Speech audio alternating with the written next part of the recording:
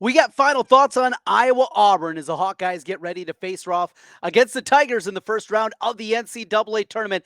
I got the game plan for the Hawkeyes to win this game and punch their ticket to the round of 32. Can Iowa Wrestling get it done against Penn State this week in NCAA Wrestling? The championships are upon us down in Tulsa. What's the path for Iowa to win another national championship? And the Iowa women, they get ready for Carver Hawkeye Arena. It's going to be banged out over the weekend, Friday and Sunday. We'll talk about the matchups for the Hawks as the Lady Hawks, Caitlin Clark and company, get ready to get back to a Sweet 16. All today on Locked On Hawkeyes. Are Locked On Hawkeyes, your daily podcast on the Iowa Hawkeyes. Part of the Locked On Podcast Network, your team every day.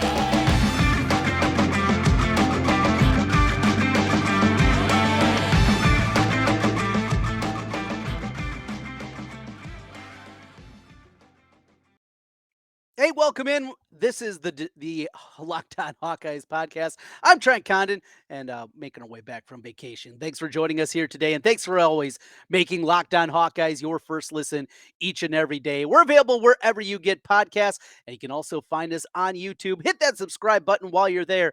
It helps us get in front of more Hawkeye fans. A shout out to everybody that's been joining us here and continuing to add to our total of subscribers. A big help. The analytics love it.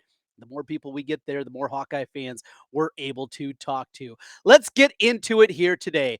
A deep breakdown of the Auburn matchup. I got some numbers I want to throw your way today. We're going to talk about that in our final thoughts as we get ready for the 550 matchup for the Hawkeyes as they face off against Auburn in the first round of the NCAA tournament in Birmingham. Yesterday, it was a lot of talk about no more excuses. Let's go out and get the game. I got the game plan for you, how we're going to beat the Tigers. We will also talk some wrestling as the Hawkeyes get ready for Tulsa and the NCAA championships that begin here on Thursday morning. A breakdown. What's the path for Iowa to not just finish second behind Penn State as the Nittany Lions are chasing their 10th title in the last 12 seasons since Cale Sanderson got there? What is it going to take for Iowa to ultimately win the top prize? It is a steep hill for them to climb. We'll talk about that a little bit here today. And also Carver Hawkeye Arena. How about you, Hawkeye fans, selling that thing out in an hour for the NCAA tournament? First round matchup against Southeast Louisiana. We'll talk about that a little bit. Iowa, a huge favorite, but we're not talking about getting to a Sweet 16. We're not talking about Elite Eight. We're talking about doing something that hasn't been done in 30 years, and that is get to a Final Four. What's the path look like? We'll talk about it coming up here today on Locked On Hawkeyes. Let's kick things off, though, with the game plan. How are the Hawkeyes going to beat Auburn here this evening? What is it going to take for Iowa to get it done in the game plan? So I got some numbers and did some deep diving into things. So for people, if you've been listening to me for a while out there, you know that I'm a big gambler, love gambling. It's my hobby and been pretty good at it.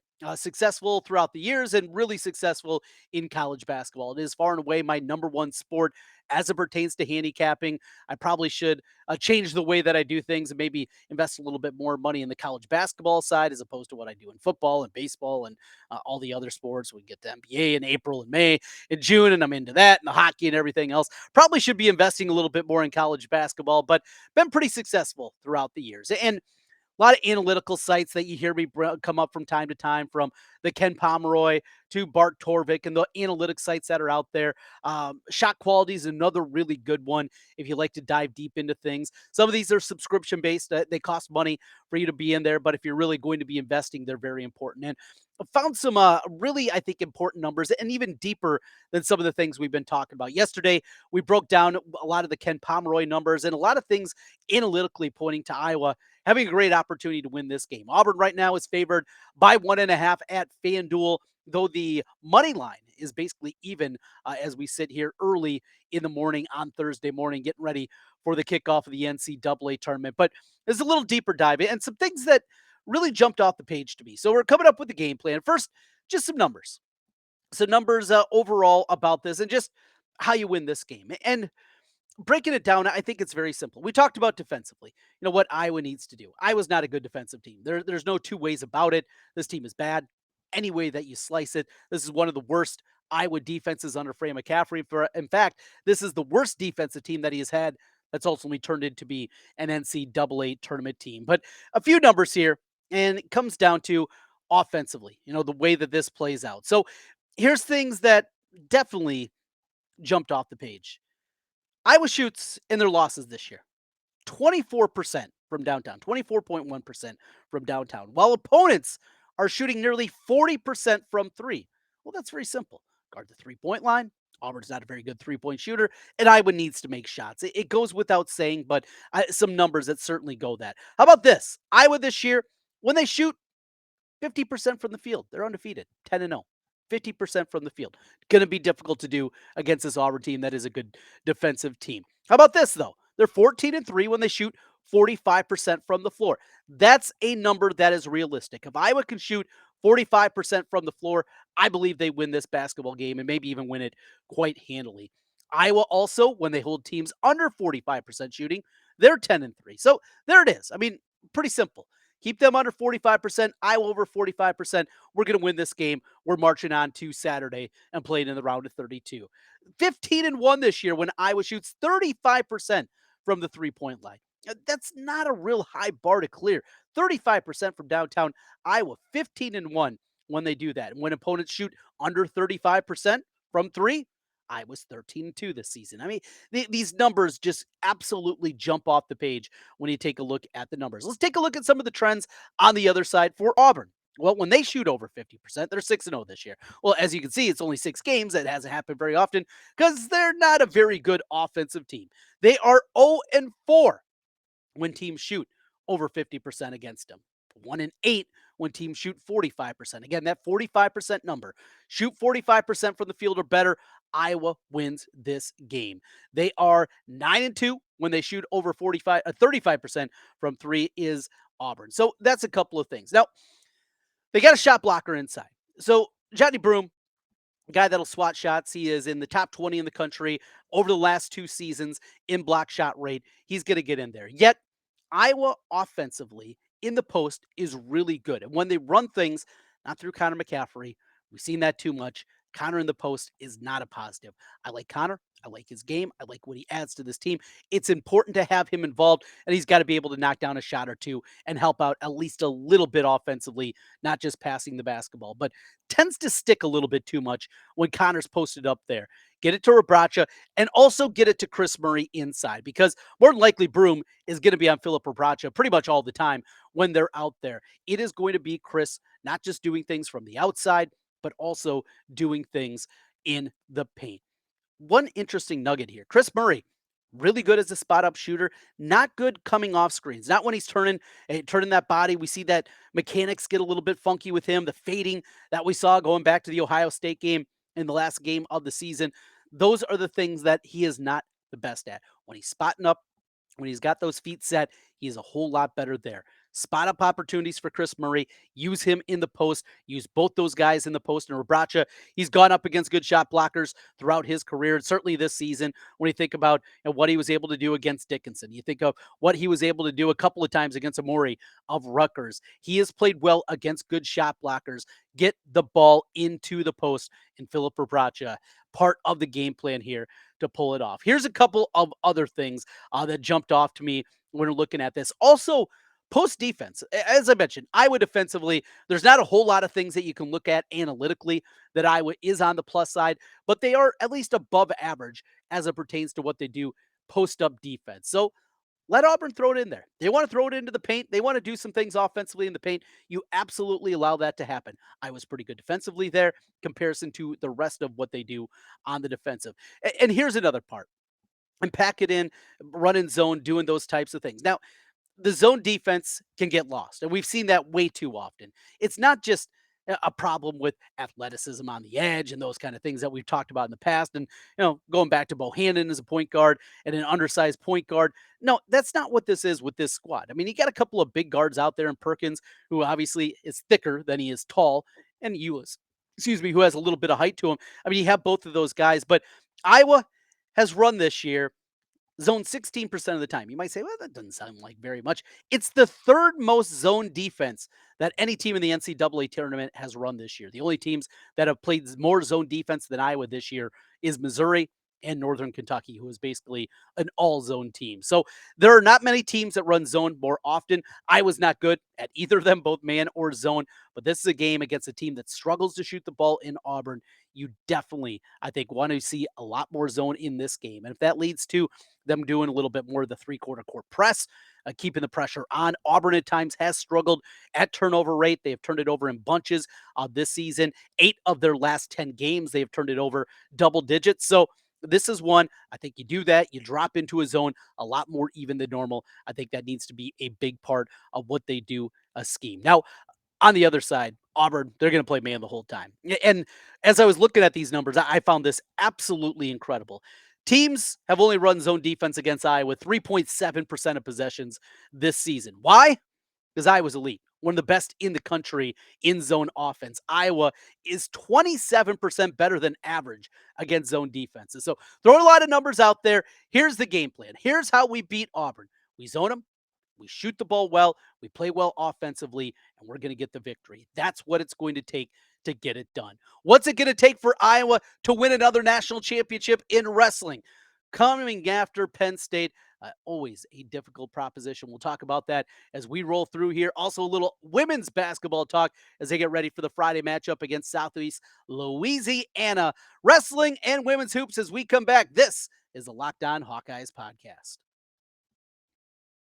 Today's episode of Locked On Hawkeyes is brought to you by FanDuel. As we make our way and getting ready to tip it off here this morning, just after 11 a.m. Central Time with the big dance, well, it's the perfect time to download FanDuel, America's #1 sportsbook. New customers right now, you're going to get a no-sweat first bet up to $1,000. That's bonus bets back if your first bet doesn't win. So just download the FanDuel Sportsbook app right now. It's safe, secure, and it's super easy to use. Then you can do everything. You got money line going on, the point spread mentioned it's a tight one. You could look at the futures market going on right now. In fact, we're going to talk about that a little bit, what the Hawkeyes have, not just in this game, but looking forward to make a run to the Sweet 16, make a run to an Elite 8, even a Final Four. You can bet on that and a whole lot more. And not just the men's game, they got you covered with women's basketball as well. Plus, FanDuel even lets you combine your bets for a chance at a bigger payout with same game parlays. So don't miss your chance for your no sweat first bet up to $1,000 in bonus bets when you go to FanDuel.com/locked on. Very important, FanDuel.com/locked on to learn more. Make every moment more with FanDuel. They're an official sports betting partner of the NBA. Trent Condon back with you again here on the Locked On Hawkeyes podcast. As always, thanks for making Locked On Hawkeyes your first listen every day. How fun was it last night watching Steve Alford's team get run out of the gym? Bobby Hurley, an unlikable figure himself, but boy, I would take him 100 times out of 100 over Steve Alford. And that was a fun one to see in the first four and moving into the main bracket in the 64. So as we're talking about the NCAA tournament, we're talking about some numbers here.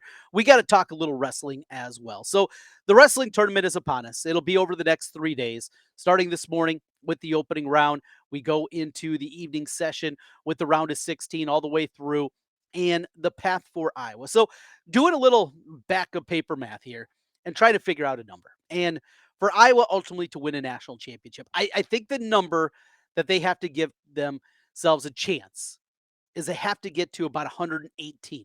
That will give them a chance. Now, this is also, Penn State can't wrestle to the best of their ability. I mean, it's just, you hate to say it that way, but it's the reality. If Penn State wrestles at their apex, and Iowa does the same, Penn State's going to win this thing going away. So you need a little bit of Penn State coming back to the pack. So they got their guys at the top, right? They got their wrestlers that are going to be there. They're going to more than likely win a national championship. You got at 133, Romeo Bravo Young. He's more than likely going to run away and dominate that championship at 133. You got Carter Starkey at 174, another one there. The other part, though, is not only you hope, okay, those guys are going to win national championships. Maybe we can cancel that out with two of our own, with Spencer Lee and Real Woods getting it done. So let's say we cancel that out, if you will. And leaving bonus points aside, let's play that game.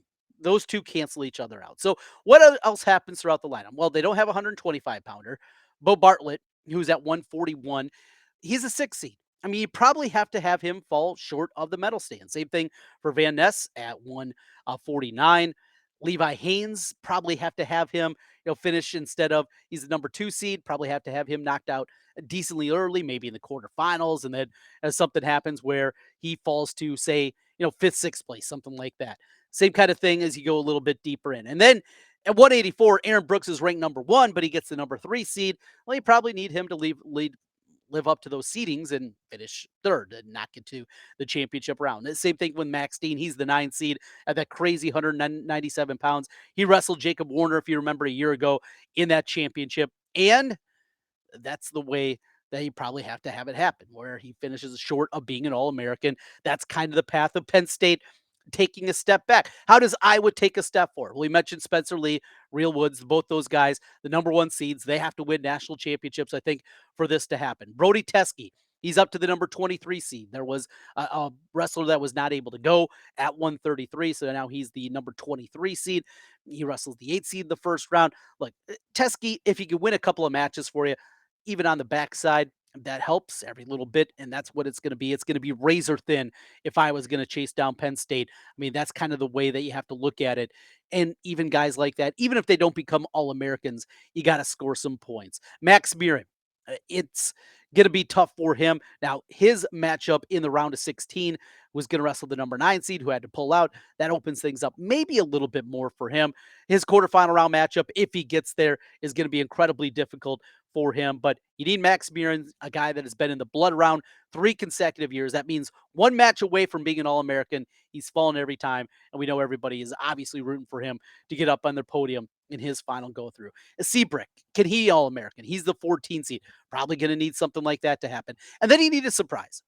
I need somebody to make a run. We saw Jacob Warner do that a year ago. He's the 14 seed this year, yet the path for him, it's not crazy. It's a 14 seed, and in wrestling, you rarely see a guy, a double-digit seed, getting to the championship match.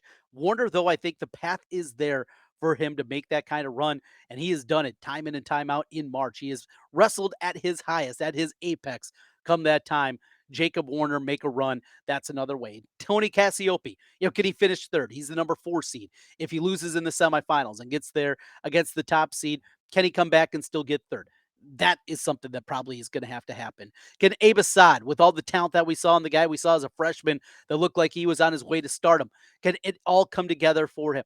These are the kind of things that are going to happen for Iowa if they're going to win a national championship and ultimately run down Penn State. I think you can see it's difficult, but it is not an impossibility. And there's places also you can bet on this.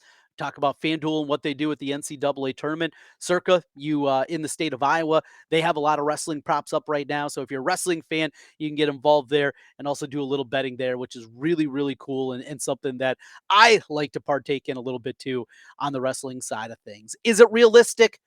I don't think realistic is the right term for it. Is it possible though? Absolutely.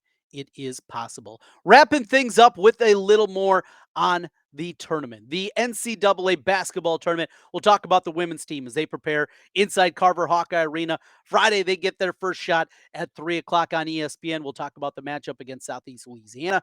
And we'll also talk about some betting odds, both for the women's tournament and the men's tournament, when we come back here on Locked On Hawkeyes.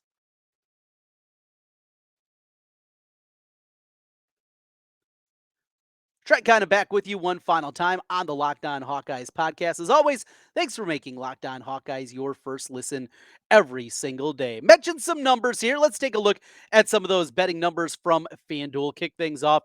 Iowa right now on the money line. It's minus 110 on both sides. You're laying the juice there. You can get a 1.5, but you got to lay minus 122 if you're going to grab the 1.5 with Iowa. How about Iowa, though, to get something we haven't seen since my freshman year of college, the 98-99 season, Dr. Tom's last go through with the Hawkeyes? Well, you can bet on it. And FanDuel right now, they have it currently Iowa plus 540. That means beating Auburn and more than likely beating Houston.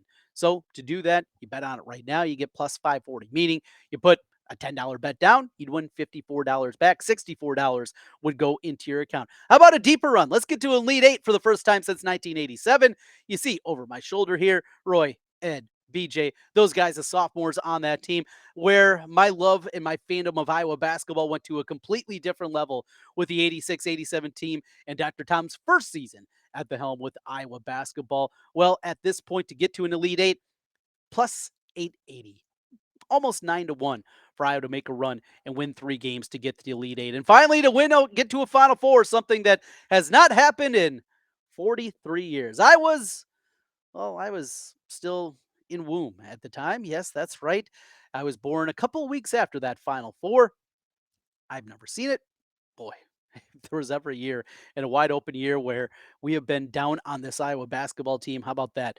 20-1 right now for Iowa to win the national championship. Over to the women's side of things. A little bit different conversation here with the Iowa women in the number 2 seed. To make the Final Four, they're plus 165, meaning your $10 bet gets you $16.50 back in your account. To win it all, though, they are 20-1 to win the national championship in their matchup against Southeast Louisiana. The 15 seed, the Hawkeye women are a big, big favorite. 30.5 is currently the number at FanDuel for this one. So the Iowa women team, look, it's a layup line. It's a tomato can in front of them. They'll go out there and they'll dominate. But what happened last year in the loss to Creighton, the frustration in that game, the missed opportunities late. I know the bracket sets up in a way where you see a couple of names there with Florida State and Georgia. And you say, "Well, boy, this thing could be a little salty again." I just don't see it. Listening to the squad here, the conversations that have been had going back to Selection Sunday and what they're talking about, it seems like they're on a mission and getting to the second weekend, get the shipped out to Seattle again, have an opportunity out there. I think this team that is just too dialed in to see that kind of upset happen again in the round of 32. Feel great about their chances of doing that. Should be a really, really fun weekend at Carver Hawkeye Arena. You Hawkeye fans, the way you sold that thing out. I was looking at tickets maybe Sunday, thinking, you know what, maybe I could get over, take my daughter over there, see the NCAA tournament. Well, we're going to do it. It is not going to be cheap. That is for sure. Saw the ticket prices there on StubHub, and they are going for a pretty penny right now to get into Carver for the Sunday matchup. And same thing for Friday. Sellouts there. Just great job, Hawkeye fans, and this Iowa women's team ready to go. A great article. If you missed it, you can find it on the Locked On Hawkeyes Twitter account where I retweeted it. Caitlin Clark in the Washington Post did just a great article talking about her demeanor, what she's meant, and her growing up. Just a lot of cool stories there. I saw so much of Caitlin at the high school level, called a bunch of her games in high school, and just to see this and continue to see the growth that we see of Iowa women's basketball and just women's basketball in general because of Caitlin Clark. A really cool thing to see. Hey, that'll do it. We will be back with you right after the Iowa men's game here later this evening. We will have an instant reaction podcast for you. We got a ton going on as well on the Locked On Network with your bracket. Listen right now, Locked On College Basketball, our bracket breakdown, national analysis on everything going on with the 64-team bracket as we have dwindled it down from 68 down to 64. We got our local experts on there. Locked On College Basketball bracket breakdown, everything you need to know to make the most informed decisions on your bracket. Get them in before 11 o'clock today. Find that episode right now, Locked On College Basketball, wherever you get podcasts and on YouTube. The guys right now, Isaac and Andy, they're doing a great job with Locked On College Basketball. It is a great listen wherever you are. You can find it on YouTube. You can find it wherever you get podcasts with Locked On College Basketball. We will talk to you later here this evening after the Iowa win. That's right. We're getting it done against Auburn. Win, lose, or draw, I'll be here with an instant reaction to what happens on the hardwood down in Birmingham. Let's get this victory. Crimson Tide fans, you help us out a little bit. You cheer for the Hawkeyes. We'll be cheering back here in Iowa, and we'll talk to you again this evening. Until then, go Hawks.